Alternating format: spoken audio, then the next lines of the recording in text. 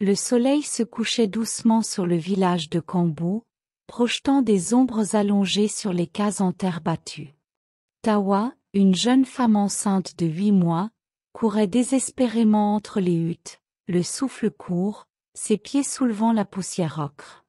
Son visage était marqué par l'angoisse et la fatigue, mais une force intérieure la poussait à avancer. Derrière elle, la voix tonitruante de son beau-père résonnait dans l'air chaud. « Arrête-toi, Tawa. Tu ne peux pas fuir ton destin. » Tawa n'avait jamais imaginé que sa vie prendrait une tournure si dramatique. Mariée de force à Boubacar, un homme beaucoup plus âgé qu'elle, elle avait espéré que sa résignation mènerait à une vie stable. Mais son mariage s'était rapidement transformé en enfer. Boubacar était violent, imprévisible, et sa famille, dirigée par son père tyrannique, la traitait comme une simple servante. Lorsque Tawa était tombée enceinte, au lieu de voir cela comme une bénédiction, la famille avait redoublé de brutalité, l'accusant de porter malheur, car elle n'avait pas encore donné d'héritier masculin. Ce jour-là, tout avait éclaté. Alors que Tawa préparait le repas, une dispute éclata entre elle et son beau-père. Il l'accusa d'avoir ensorcelé Boubacar, qui, selon lui, tombait malade à cause d'elle. « Tu n'as rien à faire ici, sorcière !» avait-il hurlé, la menaçant avec un bâton. Prise de panique, Eawa avait attrapé un pagne pour couvrir son ventre et s'était enfuie. Elle courait à présent, le cœur battant, tentant de se frayer un chemin hors du village. Mais chaque tournant qu'elle prenait la ramenait vers un visage familier ou une impasse. Les habitants, voyant la scène, murmuraient entre eux, mais personne n'osait intervenir. L'autorité de son beau-père pesait lourd sur leur conscience. Tawa finit par atteindre le bord du village, là où le chemin poussiéreux menait vers la forêt. Elle savait que cette forêt était pleine de dangers, des animaux sauvages et des histoires de génies rôdaient dans les esprits des habitants. Mais elle n'avait pas le choix. Elle s'avança sous le couvert des arbres, ses jambes tremblantes et son souffle court. La nuit tomba rapidement, et Tawa se retrouva seule dans l'obscurité. Elle trébucha sur une racine et s'effondra au sol. Elle serra son ventre, priant pour que son enfant soit épargné par ses mésaventures. Ses larmes coulaient librement alors qu'elle implorait ses ancêtres de la protéger. C'est alors qu'une lumière douce apparut à travers les arbres. Une vieille femme, portant un panier de plantes médicinales, s'approcha de Tawa. Elle s'appelait Mama Khalifa, une guérisseuse respectée mais également crainte à cause de ses connaissances sur le monde des esprits.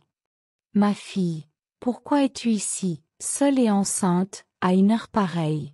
demanda-t-elle d'une voix chaleureuse. Entre deux sanglots, Tawa raconta son histoire. Mama Khalifa l'écouta avec attention, hochant la tête. « Tu as bien fait de fuir, ma fille. Un enfant ne doit jamais naître dans un endroit où il est entouré de haine. Suis-moi, je vais t'aider. » Mama Khalifa emmena Tawa dans sa hutte, située non loin du fleuve qui serpentait dans la forêt. Là, elle l'installa sur une natte et lui prépara une tisane apaisante. Pendant les semaines qui suivirent, Tawa resta auprès de la vieille femme, reprenant des forces et préparant la venue de son enfant. Mama Khalifa lui apprit à reconnaître les plantes médicinales, à écouter la nature et à retrouver confiance en elle-même. Un soir, alors que Tawa s'apprêtait à se coucher, elle sentit les premières contractions. Mama Khalifa, avec son expérience de sage-femme, l'aida à accoucher. Après des heures de douleur, un cri perça la nuit.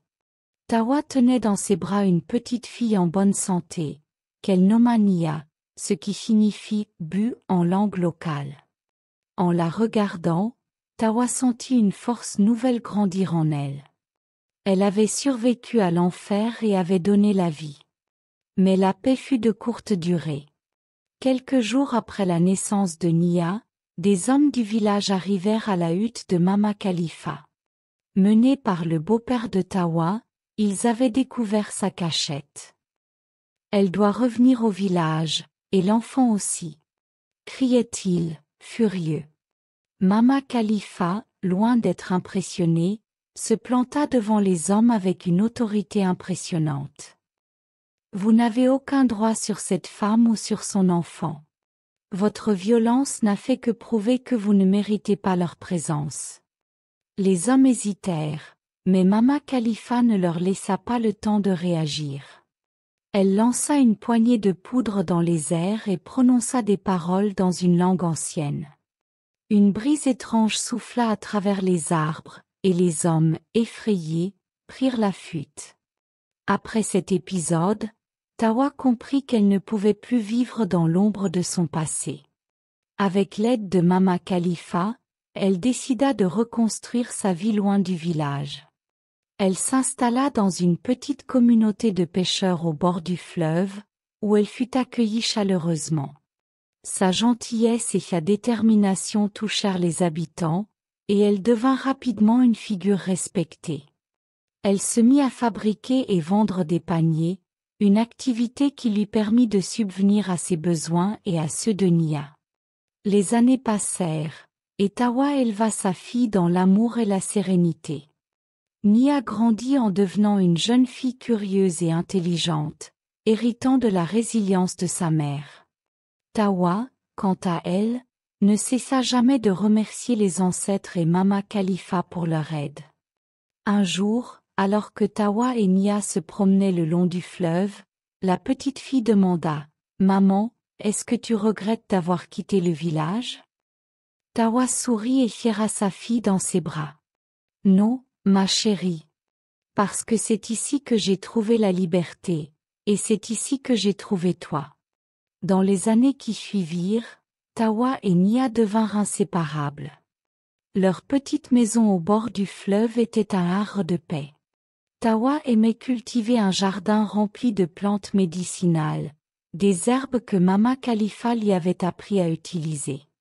Ces plantes ne servaient pas seulement à soigner les maux physiques, mais également à renforcer les esprits et les cœurs meurtris. Peu à peu, des habitants des villages voisins commencèrent à venir demander conseil à Tawa. Elle leur donnait des remèdes, mais aussi des mots réconfortants, car elle savait que la guérison n'était pas uniquement une affaire de corps. Nia, de son côté, s'avéra être une enfant exceptionnelle. Dotée d'une curiosité insatiable, elle posait des questions sur tout ce qu'elle voyait. Pourquoi le fleuve coulait dans cette direction?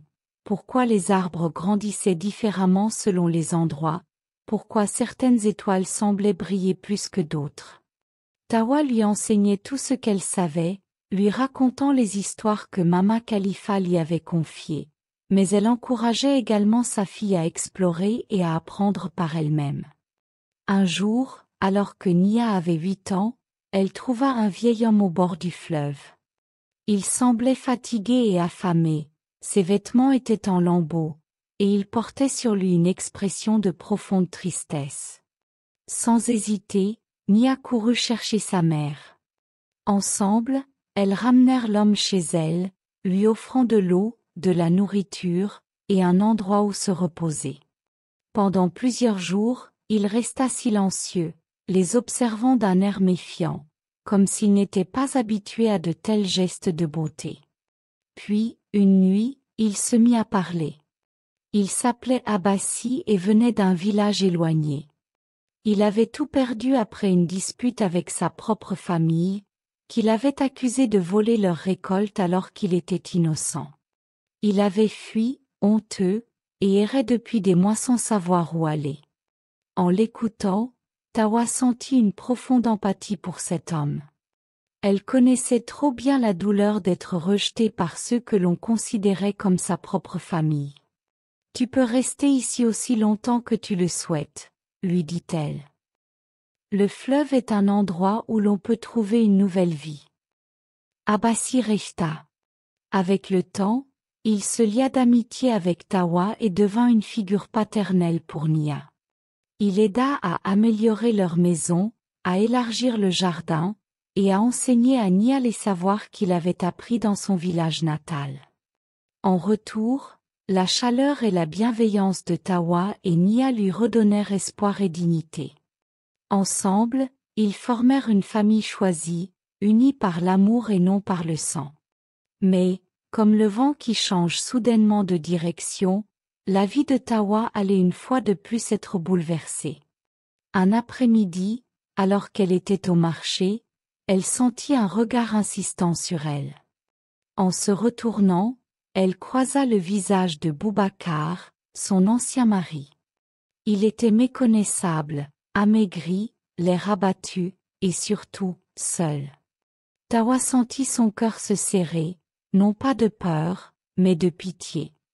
L'homme qui avait autrefois représenté tout ce qu'elle redoutait semblait brisé. Boubacar s'approcha lentement, hésitant, et finit par lui parler d'une voix presque inaudible. « Tawa, pardonne-moi. Je n'ai plus rien. Mon père est mort, et tout ce que j'ai fait m'a conduit à perdre ma propre dignité. J'ai été un monstre avec toi. Je ne viens pas pour te demander quoi que ce soit. Je voulais juste te dire que je regrette. » Les mots résonnèrent dans l'esprit de Tawa. Elle aurait pu choisir la colère, l'indifférence, ou même la vengeance. Mais elle se souvint des enseignements de Mama Khalifa. Pardonner ne signifie pas oublier, mais libérer son cœur du poids de la haine. Tawa regarda Boubacar dans les yeux et répondit calmement. « Je ne peux pas effacer ce qui s'est passé. Mais je te pardonne, non pas pour toi, mais pour moi. J'ai trouvé la paix, et je te souhaite de la trouver aussi. » Ces paroles marquèrent une fermeture définitive pour Tawa. Elle retourna chez elle, plus légère, sachant qu'elle avait fait un pas de plus vers la liberté émotionnelle. Les années passèrent, et Nia devint une jeune femme forte et indépendante. Inspirée par l'histoire de sa mère, elle décida de consacrer sa vie à aider les marginalisés et les rejetés, ouvrant un refuge pour les femmes et les enfants en difficulté. Elle accueillait ceux qui fuyaient les violences, les injustices ou simplement cherchaient un endroit où se reconstruire. Tawa, maintenant âgée, regardait sa fille avec fierté. Tout ce qu'elle avait traversé avait finalement eu un sens. Chaque pas douloureux de son passé avait mené à cette réalité, une vie où elle et sa fille avaient non seulement survécu, mais prospéré. Un soir, alors que Nia regardait le fleuve, elle demanda à sa mère, « Tu crois que le fleuve a vraiment changé nos vies ?» Tawa sourit. « Ce n'est pas le fleuve, ma fille. C'est la force qu'il y a en toi, en nous. Le fleuve n'a fait que nous montrer le chemin. » Et tandis que la lune se reflétait sur l'eau calme, Tawa, Nia et Abassi restèrent là, unis par un amour et une résilience qui ne pouvaient jamais être brisés. Leur histoire devint une source d'inspiration pour tous ceux qui cherchaient à transformer la douleur en espoir et la peur en force.